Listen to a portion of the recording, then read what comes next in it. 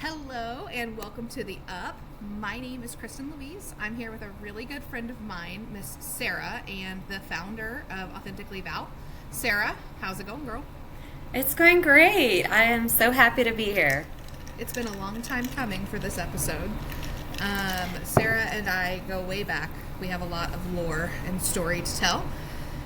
And let's see, we probably 25 to 30 years of history together at this point. So we're not getting any younger, but we are getting hotter. That's what I want to clip from this episode. We're not getting younger, but we're getting better looking. We're getting hotter. Love it. We have a lot to talk about. We were just kind of pre-talking, and I'm like, I don't even know how this is going to fit into one episode, so it might have to end up being two. But I have had the privilege of not only just being Sarah's friend, and like we've done a lot of life together, gone through a lot of ups, a lot of downs. But then Sarah and I went to middle school, high school together, stayed in touch through college. We're both moms. We're both women of faith. And the biggest thing we recently endeavored on was our 20-year class reunion from high school. It was just 2 weeks ago now, and I got this sign that I took from the reunion. Lil Jon, to the window, to the walls. Just to give us a good giggle. I'm not positive I was supposed to take this, so if I owe somebody money, I did pay $50 for my ticket. So if I owe somebody money for this, let me know. But no shade, no harm, no foul. I want to talk first. There's like a lot marketing-wise, entrepreneurial-wise. Sarah is a network marketer. I have been in direct sales and network marketing for years and years. And Sarah went through my coaching program this year, and that was a wild journey, which we'll dive into. But first, I want to talk about the wild journey of how we know each other. And as I said, we met in middle school, and that's been 25 plus years ago. And the first recollection I have, one thing you guys need to know, you already know about me probably, I'm not sporty, and Sarah is the opposite of me. So Sarah is sporty, I am not, so we had no reason to be in the same, until choir, we had no reason to have connected. But people, when I got to 6th grade, here in Jeff City, we're from Jefferson City, Missouri originally, and here in Jeff City, when you get into K through 5 is in one place, and then you go to middle school, 6 through 8. So I arrived to middle school, and I keep having these people telling me, there's this girl that looks just like you. And I'm like, no way, crazy, no way.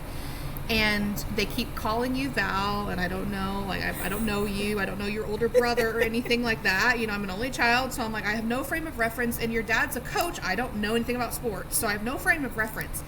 So finally we meet, and it is one of those weird things where we did look we still do look a lot alike, and people were getting us confused all the way through high school, I would say. Mm-hmm. So what's your first memory of us meeting, Sarah? I think my first memory was definitely in choir. Yeah. And I think obviously I saw someone with eyes just as big as mine and right. Boobs just as big as mine. And I'm like, and then when you start talking and you're a little outrageous and funny and loud, right. And I'm like, oh, I like this girl. I like her. Yeah, and we were both altos. Yes. Because if you're a choir gal, or you were a choir gal, there's a difference in the sections that you sit. Oh, and we were both altos, which means we could read music. I'm just going to say it. So don't come at me, mezzo-sopranos or anything like that. But no, I mean, to be an alto, you have to be able to not only read music, especially at the middle school level, God bless, but you just have to be able to carry a tune by yourself, because you're not the melody of anything. So if you're not musical, the melody of the music is what you remember of any song. And anything else would have been what we sang. And the guys. I mean, they usually don't get the melody either. But, so there's a few, the brave, the strong altos of the middle school choir. And we all got super close because, we had to endure that, and you have to learn, and our voices are not perfect at that age by any means. So there's just a lot of bonding that happens in the choir space. But other than choir, we would have probably never come across each other. Like, I don't even think we were ever on the same team. Like, I just, it was a huge school. So it's cool that music is like what brought us together. Figured out we had a lot in common. And then, as it happens, like, you move on. And I feel like we kind of both, I'm a dancer, I was in the dance team, did some theater stuff. And then, like, Sarah's a hardcore athlete. Like, her dad's a coach at the school. And, like, you're going for it, doing all the things I don't understand, but we still have this common ground of choir until our senior year. So Sarah went to a different choir, and I chose to stay. I didn't even audition for the choir. That was just my middle finger at that time. And I chose to stay in the other choir, and luckily we had women's choir together, and so that was awesome. And the reason why I'm focusing so much on that is just, like, I think it's so important, as we were, like, talking about back to school time, and we're both moms, like, giving kids opportunities to have things like music and extracurriculars where they can find people that are like them. And choir was a huge place both you and I found our tribe and weirdos that were like us and different. And I now am, like, seeing that carry over into my daughter. Like, in the car, we sing at the top of our lungs, and I will do, like, vocal exercises with her and just have a lot of fun. And I see her, like, already showing signs of being comfortable performing. And, as a parent, doesn't that just bring you so much joy? It really does. My daughter, Selah, she loves to sing. And thankfully, she's taken after me and my mom's side of the family. Yeah. And what I'm so proud of is she doesn't have that fear that I had growing up. I was always shy. I was always nervous. I had a lot of stage fright. It kept me from, like, auditioning for big parts. Like, and so my daughter, like, I'm seeing her just thrive and not have that fear, and it's just beautiful. You know what I think that is, though? I think that's because she sees you and your mom. I think she sees you guys get up and do things, like even just choir at church. That's a major one. It's true. And Sarah is from my hometown, and she comes back often to visit. So, like, we've gone to church together a bunch this year. That's been a really fun part of, like, how we reconnected. And my church doesn't have a choir, like, traditional sense, but Sarah's does. And so my daughter got to come and watch her and her mom in choir. And then it makes my daughter ask questions too, which is great. And so I kind of had this, like, panic a couple of months ago of, like, how's my daughter going to, I learned all that in church. How's my daughter going to learn to read music? Like, she's never had a hymnal in her hand. Like, she's 4, but, like, still, it made me really, like, prioritize. And so we've gone to a lot of different churches recently, including your home church, and all kinds of good experiences. And I think the more that our kids can see us putting ourselves out there, prioritizing ourselves, going to the gym, like, those are, like, volunteering. I know that you do a lot of volunteer work, and then you take your kids with you. I think that's so important. Was it Juneteenth? Was that the one that you had told me about recently? Yeah. And, like, all you did was hand out bottles of water, but, like, how meaningful was that? It impacted your day in a huge way. It sure did. Yeah. And so, she can see that you're doing those things, and it's priority in your family. So when it's no surprise that we're having this heartfelt conversation to me years later, because Sarah and I, yes, we met in choir, and yes, we were altos, and that's a big part of our personality, but also our, like, main common thread is, like, helping other people. And your mom helped us by sponsoring a club that we just kind of saw something that wasn't happening at our school. And Sarah and I ended up starting the Go Help Club at JC, here in our hometown. And there was a need that just wasn't being met. And because your mom was there and she could, we had to have a sponsor, we had to have an advisor. So since she could do that, there was nothing stopping us or standing in our way of making a difference, and ended up raising thousands of dollars and, like, doing a lot of really fun things through the Go Help Club. But it was just the two of us. Like, I know there was others that came in, especially the second year, and, like, really helped make it better. But, like, I love that we're having this conversation, and, like, we're now raising daughters that can do the same thing. Like, that's amazing. And, I look back and I don't give myself enough credit. Right. Like, that club, I remember after there was a tsunami in Asia, and we raised like $8,500 for that. For American Cancer Society, we did Relay for Life every year, and we raised thousands of dollars. We earned a grant that was like $5,000 to help increase, I think it was like reading. Yeah. And so we were able to purchase books for all the elementary schools and just like phenomenal things that we did. Right. Like that was a pretty big deal. It was a very big deal. And I remember like with Relay for Life, I remember everybody giving excuses. Like all these other kids our age giving a bunch of excuses why they couldn't. What was the gal's name that had red hair? I always forget her name. Danielle? Yes. She always showed up. Like Danielle, if you're listening, always showed up. Like could count on Danielle. But I remember like half of Relay for Life is just pictures of me, you, and Danielle and your mom. Yeah. Because like, it's the summer and you just can't have an accountability there. But like you and I always made sure that we were there and like it was something that we enjoyed doing. Mm-hmm. But then later that stuff matters because fast forward 5 years, I ended up being like a chairperson for a Relay for Life. Yeah. And that's a huge commitment. So those kinds of humble beginnings and like not thinking it was a big deal, just something that was the right thing to do.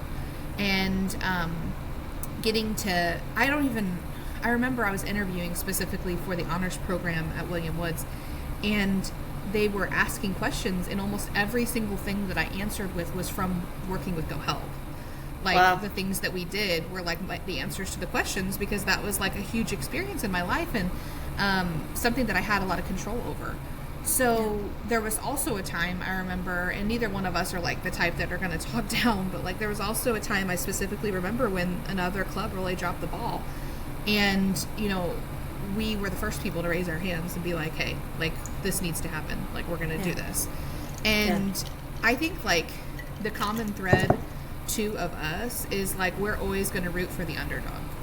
Yeah. Like Sarah and I are always going to cheer for those, and we're always going to seek out people that aren't seen usually. Yes. And that like, and I know you're in social work now and we'll get there, but like that's major. If you can help others in that way, that's what, we could all have our own Go Help club. We could just help others, right? Like the club was organized just to meet needs that weren't being met, period. It didn't have like a parameter on that. And it was like if people brought us a thing and we thought we could do it, we would do it. And as adults, there's a lot of things. Like my daughter and I go to the Rape and Abuse Crisis Center a couple times a month, and I wanted something specifically I could do with her. And I remember sitting down and writing some emails to people in my life and text messages and being like, hey, I know Annie's only 2, but it's important to me that we start this now. Do you have anything that you know of, like in your parameters? And, like I remember the church said there's a food bank. I'm like, well, there's a bunch of cars driving through there. It's a mobile food bank. I'm like, I don't know. She's 2. I'm still a little nervous about that. I think now it would be fine. But one of the things that was also brought to me from my church that was presented to my life group, and I was like, yeah, let's do it, is, I had a kid. I brought my kid, and we helped watch other kids. And that has been major because Annie would not, I don't live in the most diverse area, small town Missouri. Annie would not have been exposed to many different types of people if it weren't for that one thing that we do together. Yeah. And we did travel to China last year, so okay, it's not like we're lacking majorly in diversity yet. But I'm just saying, like on a regular basis, she meets a lot of people that are different than her. In many different ways, not just the way she looks. And so that thing that we do repeatedly is now something, and she just calls it babysitting. Like she doesn't know that we're volunteering. She just we go and babysit. She calls them the kids. It's funny because she's one of the kids. And that is something that like, it's not a duty. It's not something that we are like, oh, we have to go do this. She's like, we get to go see the kids. Yeah. And then we started adding to it. So after we got kind of comfortable doing it a few times, and I realized kind of what the lay of the land was, I was like, oh, they don't care. Like I can bring as many treats as I want. I can bring stuff to these kids. So then now we shop for the kids. We go once a month and we shop for the kids. And so she has it's like opened up this incredible, like she loves giving gifts. She loves giving prayer cards. It's a big part of who she is. Yes. But she loves giving gifts. And it's because she loves, and like we go and she doesn't buy anything for herself. And like that was hard for like maybe 2 times, right? She's a 3-year-old and we're not buying stuff for her. And she's like, wait a minute. But then now she gets just as much, if not more, joy from giving them out to other people. And she does. Will tell me in the store, she'll be like, so-and-so, because these kids are there for an extended period of time usually, and we'll get to know them, and she's like, so-and-so would love that. And I just think, like, whoa.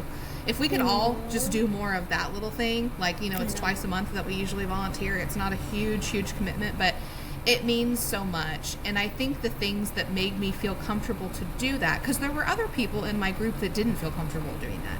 I think it's things like Go Help that we put ourselves in those positions. Yeah. Like you said, you didn't feel comfortable auditioning maybe, but now your daughter does. So we're breaking generational curses, you know, like we're doing the hard things. And I love that. So we're older now, 20 years past graduation. Oh my goodness. That was snuck up on me. I know you were super amped and you were like in the know on the reunion, and at first I really wasn't. And I just think I was maybe mentally blocking it even. I don't know. And, you know, it sneaks up on you. And I had been off of Facebook for years, so I wasn't as in touch. So you always were very, like, because of sports and because of your parents being involved at the school and stuff, you just knew everybody. You always did. And so, and they knew you. And so I can remember you talking about, like, this and this person, and, like, we get to the reunion, and the thing I just want to say about Sarah of the reunion is, like, you were probably the person that talked to the most people at the reunion. Like, you said somebody told you at that Juneteenth event that you have golden retriever energy, and you do. Like, you're amazing. You were just working the room. And I can work the room, but, like, I have to really, like, it takes it all out of me. But you were genuinely interested in every single person there, no matter how they treated you prior, no matter what they looked like. I mean, you genuinely wanted to talk to everybody, and I could not love that more. But I feel like, and correct me if I'm wrong, I feel like the reunion was a little bit of a letdown for us. Maybe we were expecting, like, you know, music or something like that. It was a dinner, which was fine, and there was a like a happy hour, fine. Those were all fine. But it was like that's when the party ended. Like the party didn't really keep rocking. Not what we expected, maybe, perhaps. Yeah, I think, you know, as people who are planners and perfectionists like us, we like things to go a certain way. Yes, we do. And, you know, the reality wasn't that. I will say we went to my favorite local brewery, Last Flight, and oh yeah, you gotta promote Last Flight while you're on. You know, I love that I can go there, and I'm not even from Jeff City, but they know me so well. They know me by name, right. And now they, like, have the non-alcoholic beer and beverages that I like, and I just, it made me feel good. I'm not going to lie. That was the peak of the day for you. That was the peak.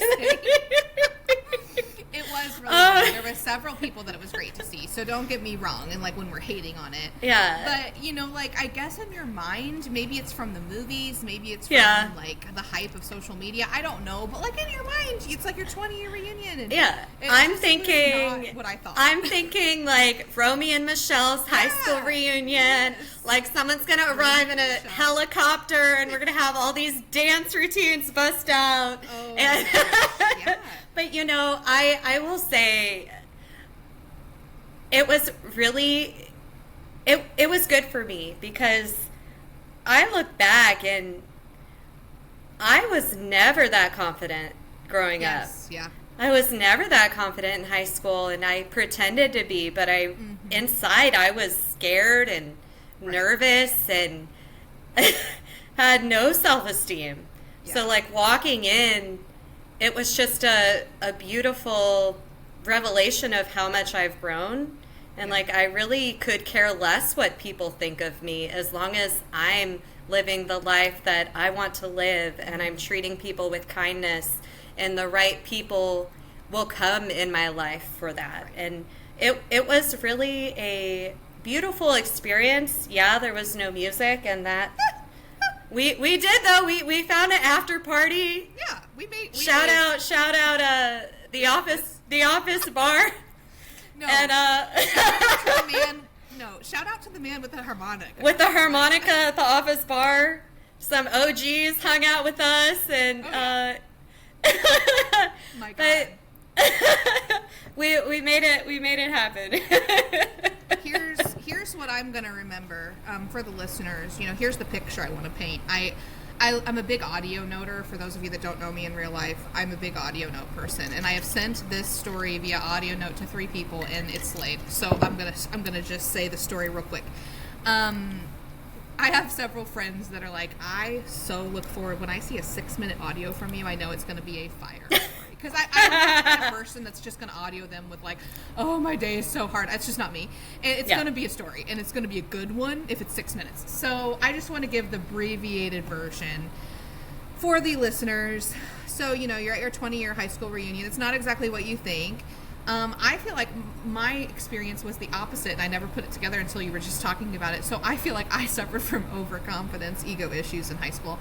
And then I feel like now I've leveled out and we have met in the middle. Like, I feel like you maybe, faked it until you made it. I feel like I was overinflated for sure. And then, the good Lord took me down some pegs as an adult. Like, it had to happen. And he made sure of that. And so then we've met in the middle, which has been great. It's been beautiful. It's a fun friendship to have it that way. And so anyway, Sarah and I, it's 9 o'clock, and it's apparent that nothing else is going to happen at this party. Like, we've talked to everybody everybody's there now. The dinner part's done. We've chatted. Sarah's a social butterfly. I mean, she has chatted with literally everybody. And I've chatted with the people I wanted to. And so we're done. We've made the connections we want to make. And I'm the kind of person, one thing that hasn't changed since high school is I want to dance. Like, I want music and I want to dance. Like, that's never going to change. And I'm like, they have all these things around. They're like taunting us with Lil Jon, but there is no Lil Jon. And we had been told there was going to be a high school playlist, and I was pumped for that. So that didn't happen, and we end up leaving and finding this other party. The real story there is, what I'll always remember about our high school reunion is a guy we didn't graduate with, so shout out Brad. That was fun. And then shout out to the man who lost his teeth on the Osage River and comes... It's a full moon. Okay, let me paint the picture. It is a full-on moon, like a big old moon. And we're sitting out back just chilling, like literally just chilling. And it's great. It's a beautiful night. And we're just chatting about life and just kind of, the end of the night, we thought. And these gentlemen come in, and he's got no teeth, and he's got a Bible verse, 2 Chronicles on his hat. And I mean, I'm like, oh, it's the night's just beginning. Like it's the night's continued. And he, talking to us about all kinds of stuff about like they had gone to another bar. And I mean, we're hearing all the things. Like this man has a very, full life, and we're hearing all about it. And then his buddies, come trickling in. They'd gotten their drinks, and lo and behold, one of them has a harmonica. And if you've never been serenaded at 11 p.m. by the light of the moon by a man you've never met before with a harmonica song, well, be jealous. And I will never forget that. And then I will never forget giving them the prayer cards and inviting them to church. Because that's our life now. It might not have been our life in high school necessarily, but that is our life now. So Kristin's always got prayer cards with her, and I mean, they are going at these harmonica songs. We do have a small video clip, but they're going at it. And, I do, yeah. Yeah, we do. I've showed it to people. But regardless of what had happened, which there was some crazy stuff that went down at the reunion, I'll never forget that night out at the full moon and being serenaded, and then it turns into a very real conversation about Christ, like suddenly. Like, I get out the prayer cards almost as a joke because I'm trying to kind of diffuse the weirdness because it's become a lot. It's become like, I'm weird, and if I say it's a lot, it's a lot. And so I'm like, I just kind of need to, it's like a ticking time bomb. I just kind of need to like bring these over and like surrender, like white flag. So I bring these prayer cards over, and they can't read. Many of them, like, they can't see without their glasses, or it's too dark. So I'm reading every scripture to them. And it turns into a very real opportunity for evangelism. And I invite them to church, and, like, they're asking the right questions to where, like, they would remember the next day where I went to church. And I was like, God bless America, So I feel like that's a good segue into us re-meeting as adults. And if your high school reunion went better than that, I'm jealous. If it didn't go as well as that, I'm sorry, because that's a once in a lifetime kind of event, and I'll never forget the harmonica by the light of the moon, the sturgeon moon, but and the Lion's Gate being open. There's just so much there. So anyway, we all get home safely. We made sure of that. Yes. Everybody got home safely, and Sarah doesn't even drink anymore, which is a story for probably another podcast. But we're having a grand old time wherever we are, because that's who we are. Yes. Like, we are bringing the fun wherever we're at. You could put me in a barn. I'm going to have fun. Like, I got my Spotify on my phone. I'm going to throw it as long down. as there's music. As long as there's music. As long as the vibes are good. And, that harmonica, that was music. So, vibes were good. We made the best of it and ended up inviting him to church. And so, like, we're definitely, as we've gotten older, we're aging like fine wine, and I just want to say shout out to the ladies of class of 2005 JC because they're hot. Like, you're looking good, ladies. Looking great, like better than good. We're super impressed. There were about 8 people I felt like didn't age at all since high school, or looked better. I was like, dang. Yeah. So that's what Sarah and I are about. Like, hey, it doesn't matter that we're older. It doesn't matter how much time's passed. We feel better. We have more confidence. I have the right amount of confidence, okay? Let's put it that way. I have the appropriate amount of confidence that I should have. Sarah has more confidence. And we're enjoying, like, we're making good choices. And, like, here's where I'm at. I got home by 11:30 after my high school reunion. And we got up and worked out the next day, didn't we, Sarah? Absolutely. And that's honestly, that's the best feeling, is making those responsible decisions. So we see you, 30s crew, 40s crew, we see you. And it's been a weird transition to, like, you know somebody when you're young, and then, like, Sarah and I kind of meet back up later in life. And a lot of life had happened. Like, we had kids, and, there's marriages, and there's just all kinds of things that happens. Our jobs were completely different. We were in different cities. But the big thing, like, first of all, I know it was, like, the Lord that reconnected us in the way that we reconnected. I had been sitting in church, and not even a few hours passed. I had been listening to a sermon that week, and a lot of it was about forgiveness, and a lot of it was about we should reach out and extend forgiveness both directions, ask for forgiveness, and extend it, like, graciously, like, grace on grace. And I remember thinking, like, what that needed to be in my life, and only 2 or 3 hours later, Sarah messages me. She does not go to my church. She did not listen to that message, but that's just the good Lord's work. And she's like, hey, I'm so sorry I kind of ghosted, and I miss you. Like, I want to catch up.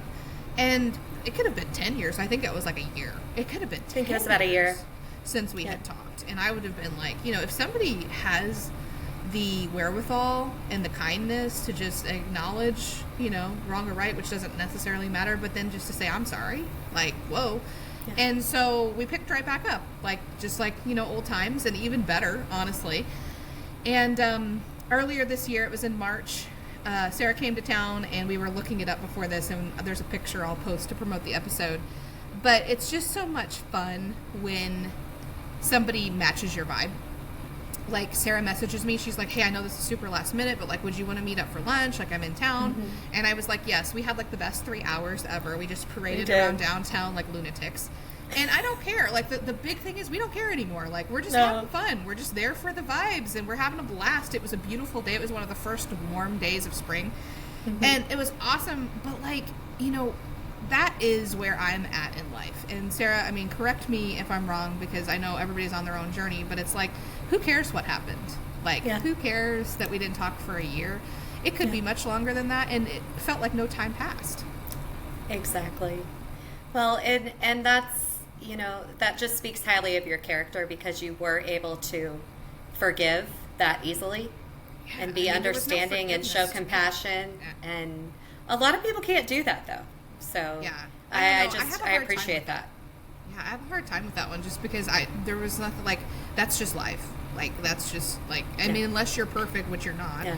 So nobody can really, I mean, you didn't do anything specifically to hurt me. It's just, like, we drifted apart, and that's going to happen. Yeah. And I think, too, as mothers of kids different ages, living in different towns, that's just going to happen. Exactly. Ages and stages. So people that are in my proximity that have kids that go to preschool, like, that's who I see most of the time, right? Yeah. But we've put a lot of hard work in since that weekend in March, and I just like want to feel encouraged and share encouragement for people today. Like, reconnect with somebody, super fun, super easy, like not a big deal at all. It was like no time had passed, but then like we shared this new kind of revigorated connection, and we really like were vulnerable enough to share real stuff and not just, you know, like you've caught up with somebody and you're like, yeah, this is what I'm doing, this is my job, like things that don't really matter. Like, Sarah's a social worker, I'm in marketing. Does it really matter? No, not really. Maybe if we were in the same field it might, but like we weren't. And so like, don't talk about the superficial things, don't do the small talk thing. We ended up getting into like the deep inner work that was going on in our lives, and like raising kids and hard relationships and parents and just everything. I mean, it's just a lot. And that has made like the last 8 months or so, you know, we've reconnected, and we're in August now. So what has it been? 6 months? It feels like it's been 3 years though, honestly. I know. I can't believe it was just March. I've hung out with Sarah more than people in Jeff City. Like, I mean, you know, people that live down the street from me, I've seen Sarah more. We've gone to church together. We've done double church together. Double church, yeah. Who doesn't love a double church Sunday? We've worked out together. We have had countless audio messages, phone calls. Like, we've been there for each other when it actually matters, and not just like the superficial, I'm good, how are you? Like, you know, I do have friends, and that's what happens, and it's like, I don't really care about good, how are you? I care about, like, how are you doing with sobriety? How are you doing with the toxic relationships that, you know, wherever? Like, I don't want to, like, call anybody out or anything, but, like, how are you doing with those? Not like, how are you doing? Oh, good, thanks. Are you good? Are you actually good? You know, there's a lot of times in my life that I wasn't, that I said I was. So Sarah and I are really deep feelers, empathetic people. And a lot of times the deep feelers don't get taken care of because we're busy taking care of everybody else. Right. So that was a great way to reconnect, because then we could take care of each other. And we've gone to the fair together. We've done everything together. It's been fun. It is fun to just have somebody that you genuinely want to spend time with, and that like we make plans the next time. Like, so it's like, you know, she's left town and gone back, and it's like we're making plans to see each other again, and including each other in our lives. And like somebody that I continually, when I think about like my prayer life and like my growth as, you know, a lady who loves the Lord, it's like somebody that I'm continually praying for. And I know that when you say you're praying for me, you're actually doing it. Yeah.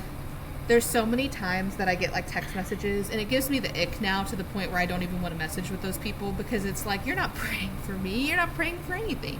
No. Like, you're not. I don't care about thoughts and prayers. Like, I don't want that level. I'm not. Maybe when I was younger, and like maybe some people are just that, but that is just the opposite of Sarah and I. So it's great to have that strong connection and just have it be still strong after like so many years. It's true. And what I really value about you, Kristin, is you and I, we are natural healers. Yeah, for sure. And a lot of people gravitate to us because they can sense that, and we help them. We're helpers. We make them feel better. We make them feel better about themselves.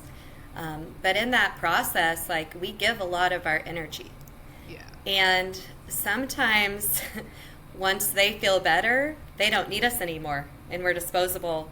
And that's really heartbreaking. Mm-hmm. So with you, I know you're never going to dispose of me, because we give each other that love and that energy and that care.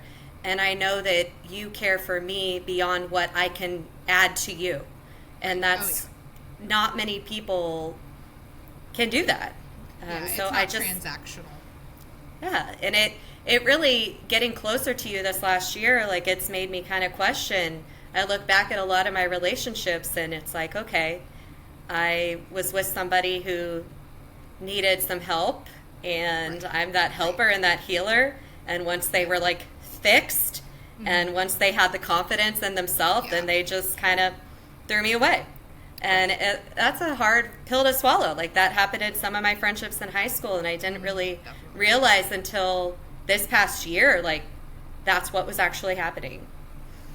You know, I was worried about that part of the reunion, like, kind of like digging up some of that, because, like, you know, high school is like drama, and none of us are advanced emotionally. Like, we are, you know, like, our brain isn't even fully developed until you're like 25. So of course, in high school, you're not, fully emotionally intelligent, and many of us never get there, unfortunately.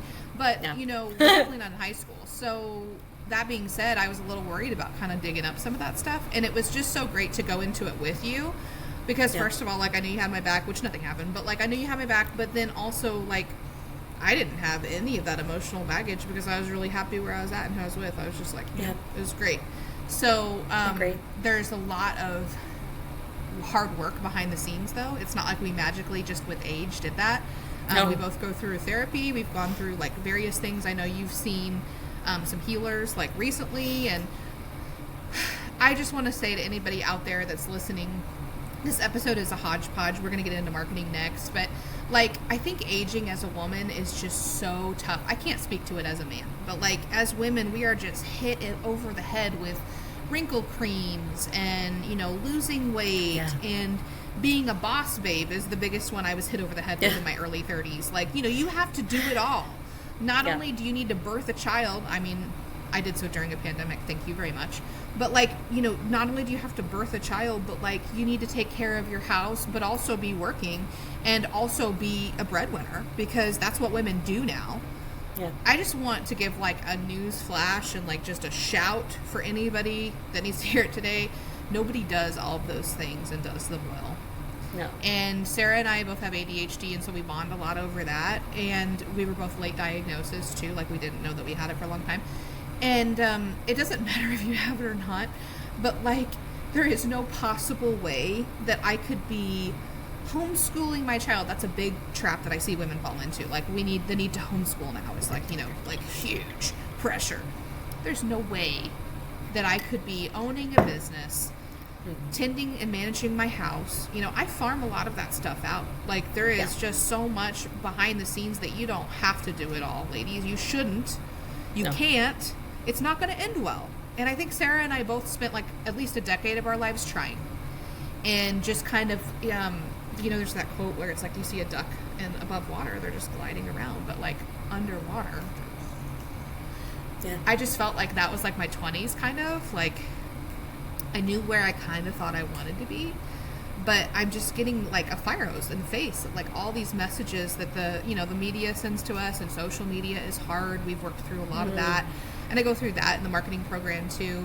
And it's like you see all of these images, and Sarah and I are very like committed to authentic images. I mean, authentically, Val is your brand that you like. It was inspired during the program. I mean, Vallandingham is your last name. I mean, I just gave away your last name. Sorry. But like, I don't think it's, private, but no. Val is a nickname, of course, but like authentically is part of your brand. That's how important it was to you. Like when we went through the branding process, you're like that I just come back to that. Like that's the most important thing. And we are committed to putting images of ourselves that are not super retouched and that are not highly filtered. And we are not like, I think we're beautiful in our own rights, but we're not size 0, and we're never going to be. Like those aren't the bodies that God gave us. Like it's just not. And I can tell you when Instagram first came out, this would have been 10 years ago now, TikTok was becoming big, and I was in the online space, and I all the time like would lay awake at night thinking of images that I saw on Instagram specifically of like fitness models, and like that I'm never going to look like that. How am I ever going to do this job? Because like I had kind of popped off on TikTok randomly, and I'm like, nobody's ever going to want to look at pictures of me. Like, I mean, I was telling myself that. And it's crazy that I saw my value in my appearance and like what has shifted. And for us, I'm so proud that like there's an age, and it's not just us, but like there's an age of influencers now. I hate the word, but there's an age of content creators, whatever you want to say it, that are being vulnerable. Yeah. That aren't, like people go at me all the time for my eyelashes. I like my eyelashes, guys. Like, but right now I don't have any other makeup on. Like it's just the eyelashes, and I don't feel like I have to go on camera a certain type of way anymore to be received the way I want to be received and to be accepted. It's not about validation, and that was years and years and years in the making. Yeah. So you have gone through this more recently than I have, because you, of course, had social media profiles and, of course, were exposed to things, but you weren't creating content until really in the last year. Yep. So talk to me a little bit about like somebody that's maybe sitting around and they haven't made that decision. What gave you, the gumption to do it? I would say back in March, when we reconnected, I was going through a lot of personal changes. I realized I think I had a drinking problem.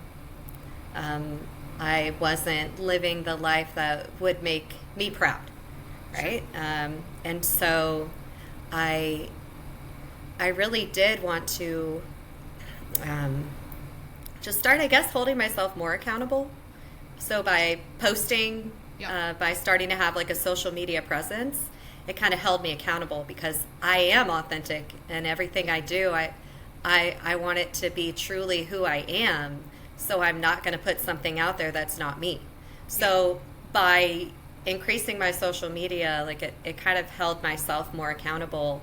And when I started posting real things and what I was going through, the feedback was just incredible. The feedback from, women, especially like me, that struggled with, self-doubt and being perfectionists and weren't exactly where they wanted to be in life. Moms that I love my kids to death, but being a mom is the hardest thing in the world. Absolutely. And I think moms are afraid to say that because they feel a lot of shame.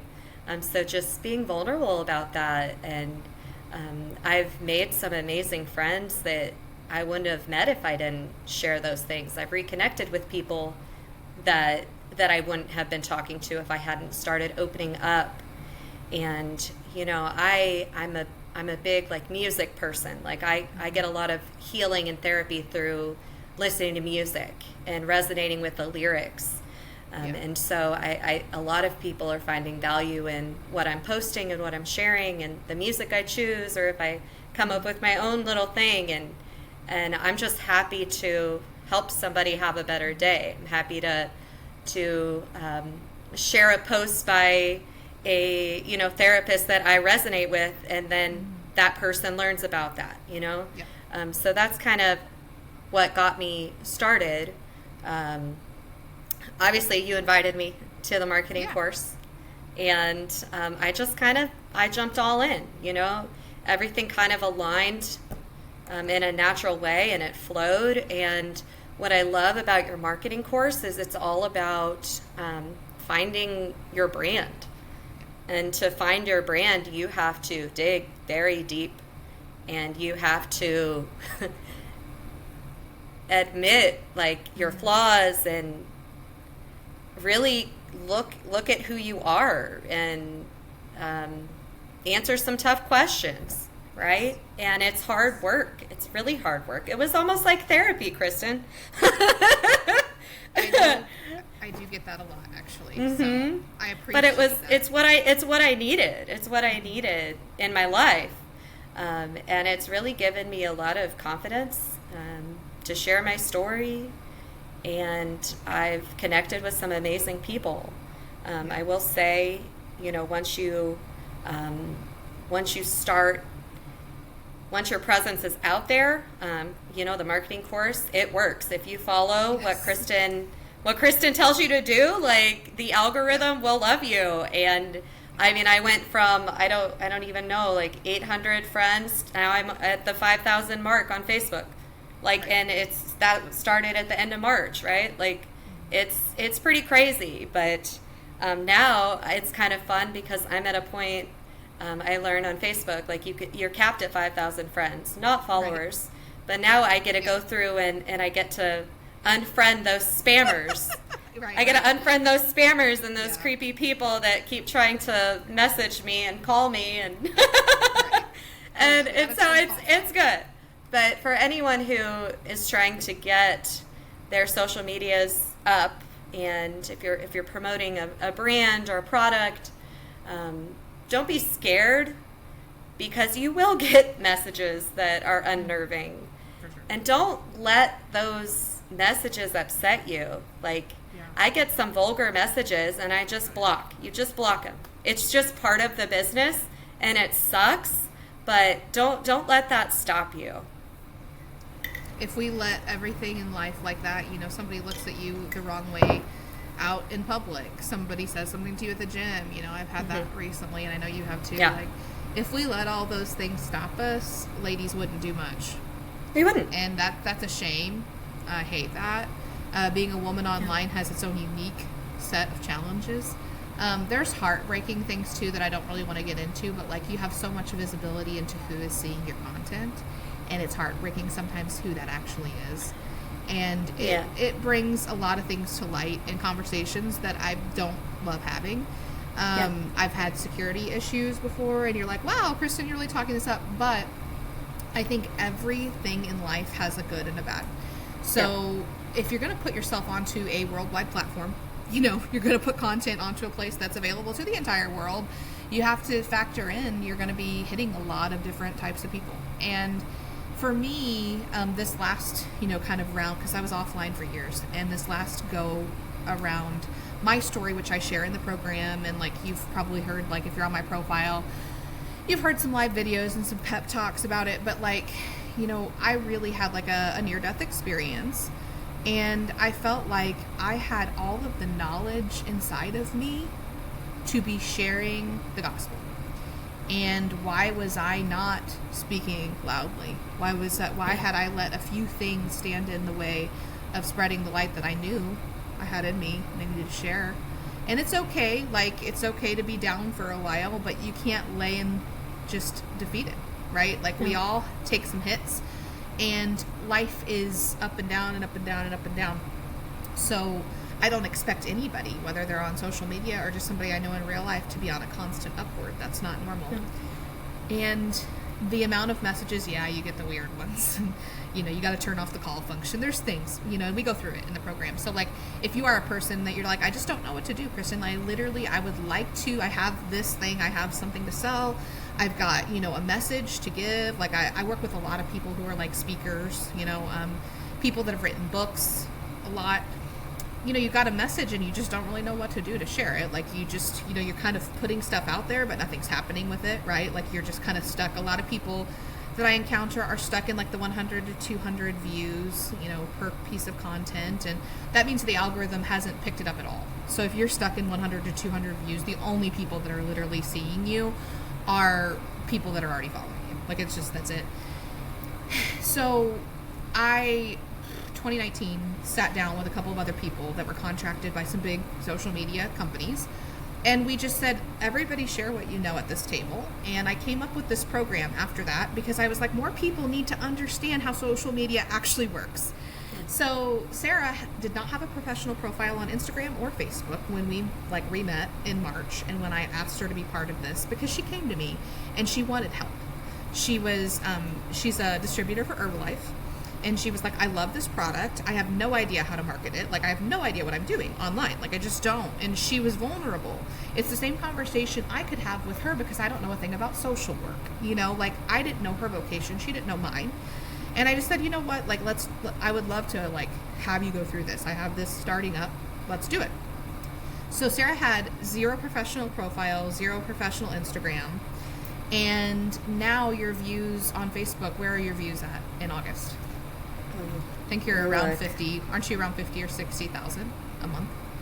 I think it was more than that. Hold on. Look. 92,820.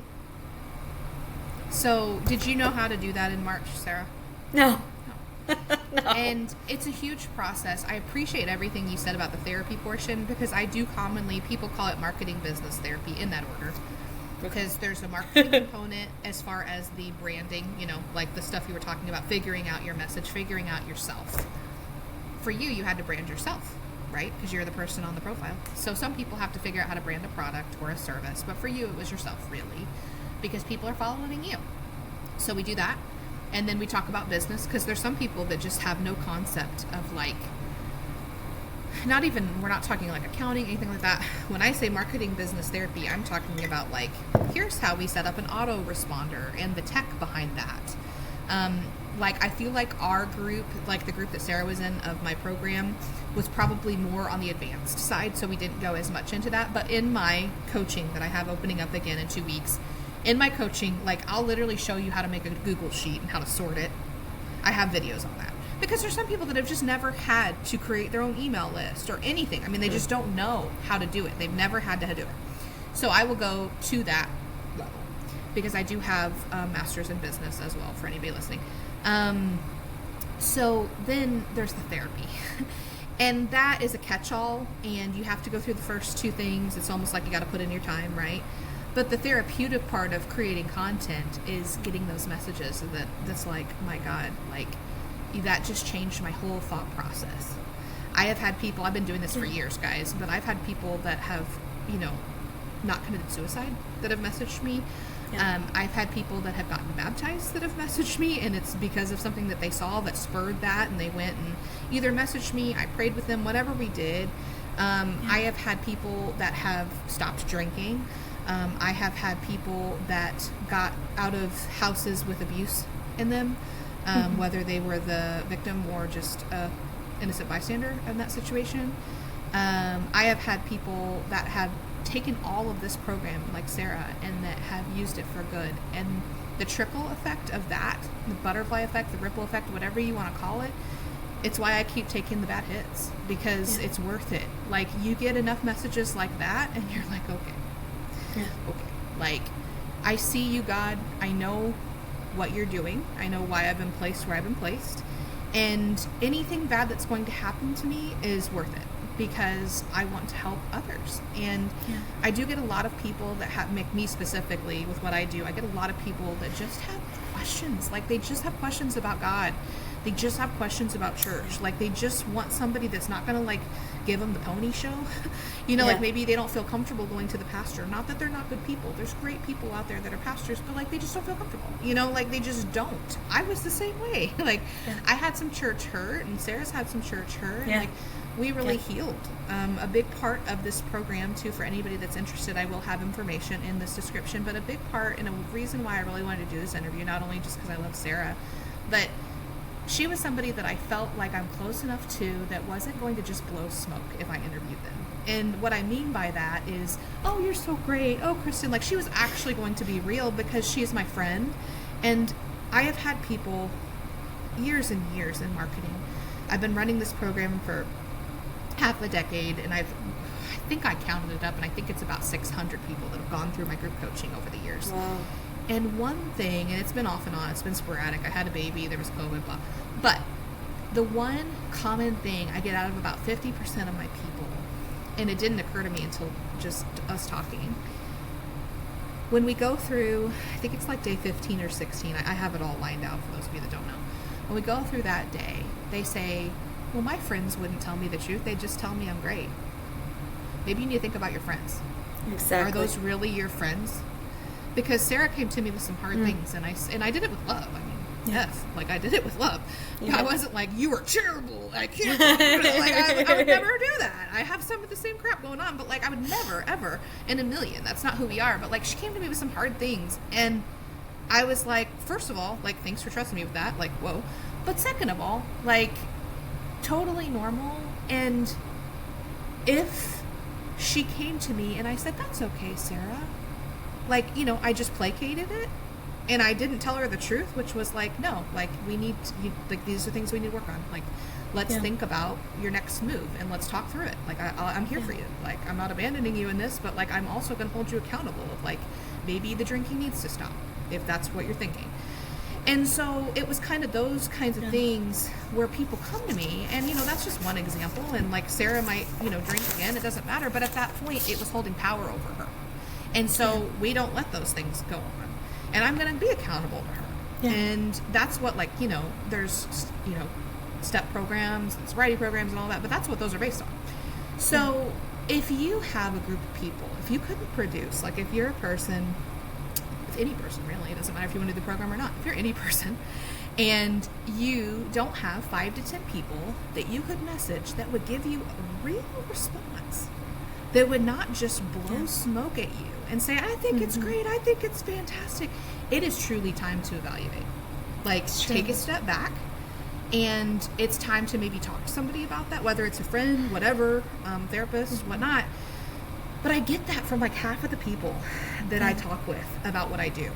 And so the wonderful thing was Sarah already had somebody in her corner, and so she starts this program knowing me, and we had more of a meaningful connection too because we already knew each other, and that's really cool to get to share that with somebody that I'm really close with. But I think that also helped your results just scale very quickly. It did. So she goes from 0 views, like only her friends, which was a couple hundred, 0 views, not doing any marketing, to now 100,000 a month.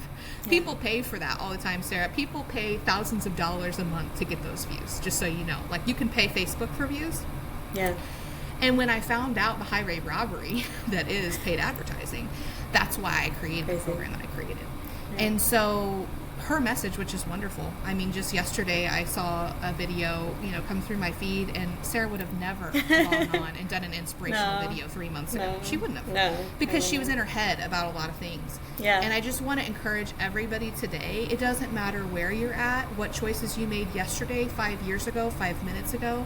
The only thing that matters is moving forward. And you are never too far gone for Jesus, number one. No. I mean, we'll just take it to church. You're never too far gone for that. Like, come home. Like, Jesus always wants you. But also, if that's not your thing, that's okay. Like, I'm not trying to preach. But, like, you're never too far gone to help somebody else. That's the human experience. And you don't have to have a degree in anything. Mm-hmm. You don't have to, like, there's no level of perfection. And the only thing that I can really say in the people that I've seen successfully complete the program, because first of all, Sarah did all the homework, the entire program. She did it all. She worked through it all. She did not blow smoke. Like, she did not, because there's people that'll just dodge some of this harder stuff, and I see it. I mean, I truly see it almost every time. I see a few of them. But not just that, she asked me for more. So there was she asked for book recommendations about halfway through, and I have a day in the program where I end up dropping those, but she asked earlier than that. Yeah. So I gave her the list, and not only does she ask for them, then she starts reading them. And that's when I truly saw it start to all click for her, because she's getting the information from me. She's doing the daily work, which is I'd say 15 to 30 minutes, depending on who you are, worth of work, 5 days a week, weekdays only. And there's some homework there. And she's doing the work, but then she's hearing these other amazing authors, and, it's all clicking. Like, she's getting it from multiple places. And then, now she's created a, platform for herself, for lack of a better word, call it what you want. And now you have a product to sell. You have an Herbalife product. You have a story. And now you have viewers. So now you've got an audience for free. Didn't cost you a thing. To be in the program costs less than $100 a month, guys. The program's a 3-month program. So a couple $100 investment, and you could have the same results. You just have to do the work. Nobody can do that kind of work for you. You can't hire somebody to be the face of a brand that's about you. You have to do that work. Now, you can hire somebody to be the face of an organization, and you can put them through the program. No. But that's not the majority of people. It's happened, but that's not the majority of the people that I work with. So, Sarah, I want you to talk about your book recommendation. Doesn't have to be marketing related. And then I want to close with you talking about Herbalife and just kind of giving your story. Sure. So my book recommendation is Mel Robbins' Let Them. And a lot of what we've talked about today, it just resonates because, you and I, we are not surface level people. We are deep people. We want deep connections. And Mel Robbins said in the book, a real conversation will only destroy something that's fake. So if you can't have a difficult conversation with someone, you really need to evaluate that person's role in your life, right? We need to be surrounding ourselves with people who will make us better and elevate us. Not yes people. And not yes oh my gosh, people. That's so good and it's terrible. No, not a good idea, people who will challenge us, right? So let them, I'm always someone who tries to be in control. I have a hard time giving away control and letting people do what they're going to do. And at the end of the day, that caused me so much stress because I was so stressed that they were choosing the wrong thing or not taking my advice. And it was hurting my mental health at the end of the day. So letting people show you what you mean to them. Someone that if you're their priority, they're going to show up. Right. If you're just a convenience, then you're going to see it. So letting I think them make a hard choice, but then also being there if it doesn't work out. Don't write people off. You know, like that's the worst thing. I see that being the negative side of let them. Like, oh, let them go off. Like, okay, let's and that is passion. Yes, that is true. There is the caveat. So you have to give people space because to change, like if I met Kristin and had this reconnection last year at this time, I would not have been in a place where I was open to do all this hard work. I had been going through the inner turmoil since the beginning of this past year. So for three months, I was like, okay, I need to change something. My life isn't going where I want it to go. I need to change something. So when I reached out to Kristin, it was a combination of things. Me knowing I needed to change, me stepping back into my faith, reconnecting with Kristin, who was living a life that I was admiring. Like, she put her faith first, and that's something that I used to do, and I want that back. So everything happened the way it needed to naturally happen, and we have to meet people where they are, and that's the great thing about Jesus, because for so long I was hiding because I had shame and I was not proud of my choices, and I am a perfectionist, and so I was like, I don't want to go to church when I feel like I'm not worthy. And that's the time when we need the church the most. That's the time when we need the church the most. So like anyone who's been hurt by the church, because I have been, not my hometown church, I love my hometown church, but my local church I used to go to, I was very hurt after my divorce. And I didn't feel comfortable going back in there. I've had really inappropriate experiences with leaders in the church that made me question a lot of things. So I just want you to know, the church is not God. The church is not your relationship with Jesus. And I'm just very blessed that this program, I'm not going to say it's going to change your life. But Kristin, like it really has changed my life. And so Mel Robbins, Let Them, I definitely recommend that for anyone who, if you're doubting your self-worth, if you need to set boundaries, because that is something I have struggled with my whole life, and it really helps you learn boundaries, and then just giving up control. And then my greatest lesson from that book is you are your greatest love of your life. So love yourself. Find what makes you happy, and do the things that bring you closer to yourself and the person you want to be. And if you love yourself and put yourself first, then the right love will find you. Because, you know, I am a hopeless romantic, and I do spend a lot of time like worrying about finding the right person, but I've just kind of let that go, and it will come to me when the time is ready, right? When the time is right. So Herbalife, you guys, Kristin mentioned how I was an athlete. I am a naturally athletic, right? I love sports, but and I am not. You know, this might, I don't know, this is pretty vulnerable right now, but I've struggled with my weight since I was a kid. A lot of us have. Kristin, I know you did. When I was growing up, I was always like obsessed with food. I would be hanging out with friends, and I would always want seconds. I would want sweets. I always thought of food. I remember going to Bible camp in the summer. I'd be in line for lunch, and I'd already be thinking about what was for dinner.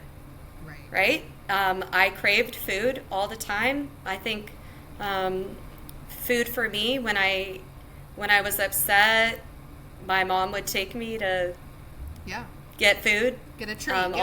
All the family celebrations were around food.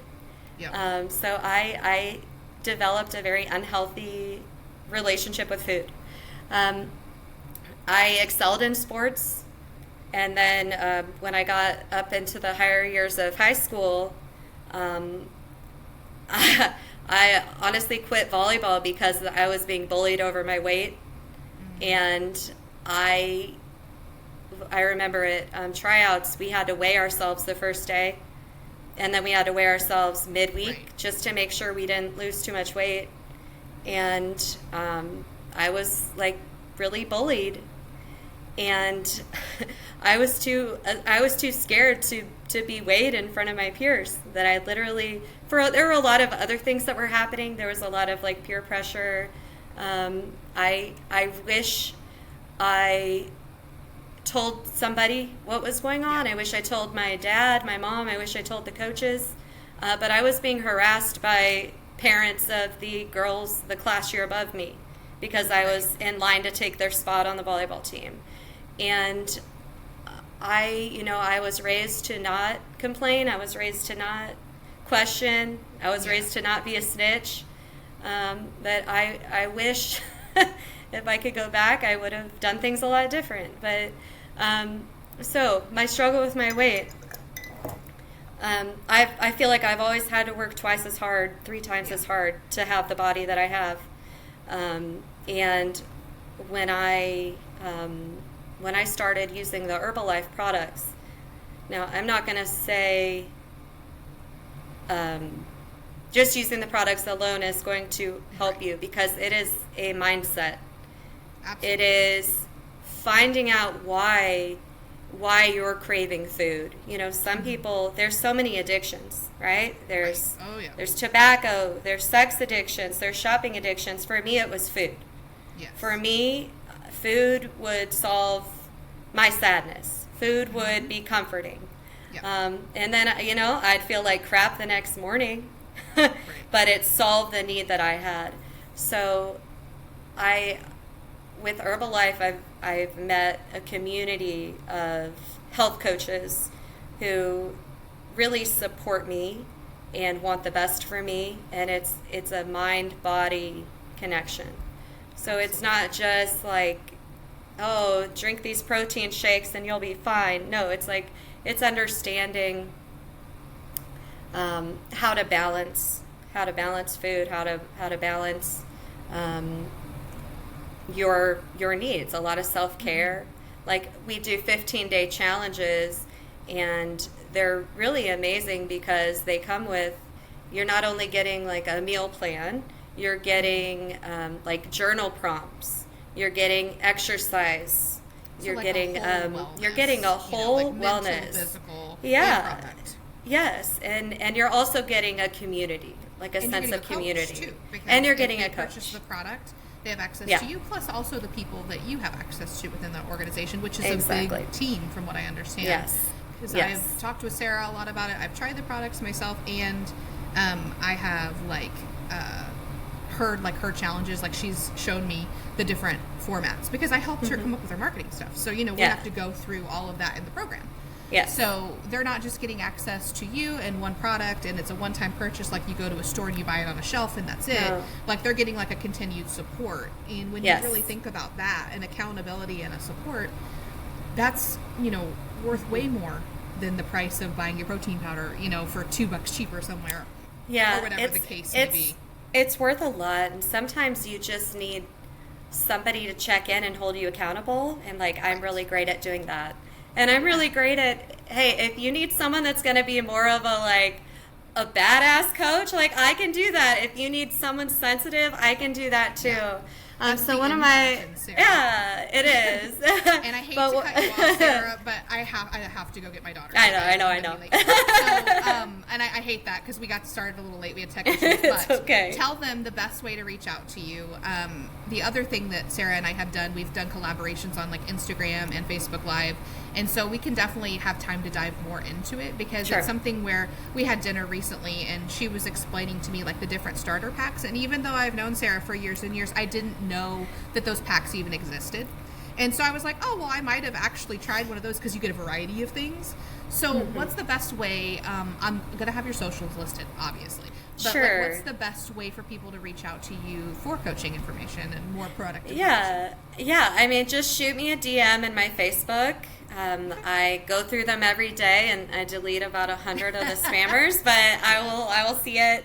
And I need to be better about posting more about my products. And that's something I'm still learning and working toward. This podcast is that I heard you say, I'm really good at that. And, in March, I don't know if Sarah would have said she was very good at a lot of things, because she was not feeling very good at a lot of things, even though she was. And I loved it. You were glowing when you said it. You said, I'm really good at that. Like, I can do that for you. And to me, like, as a friend, and also just as a person that helps you out, and, we worked on a lot of stuff for your business, like, you are really good at that. And you have the right personality as an empath to do that. And I love the journey that you're on, and that you don't want it to end with you.